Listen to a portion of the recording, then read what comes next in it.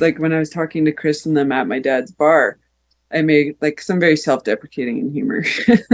And I was making these jokes because like I do work for EMS, work for ambulances.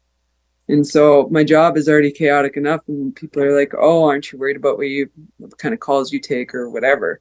And I'm like, "Do you know what kind of family I grew up in? Like, my family, I was like, I got PTSD a long time ago." And so the Chris and them, I think they're a little taken back on what I said because I'm joking, of course. But I was like, it was such a confusing lifestyle to be Bret Hart's daughter, and I was like, because like 1 second my dad was so loyal to the business is what I always talk about, like the kayfabe and all of that stuff, like that was all real to him. So Mm-hmm. growing up, like the feud between my uncle Owen and him, that was real.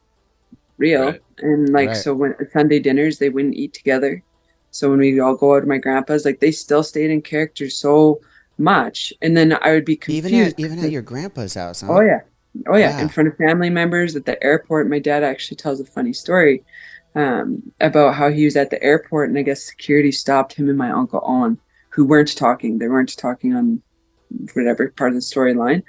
And then they were like, "We're going to give you an extra security check or whatever." And I think they were running behind. They were going to miss their flight, kind of thing. And then my dad whispered to my uncle Owen, like in the lineup.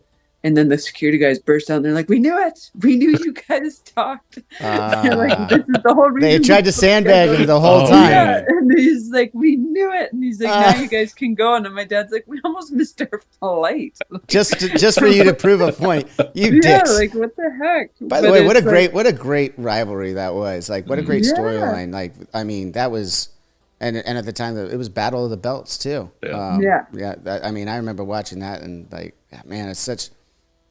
I do want to say I think some of my favorite storylines have involved someone from the Hart family.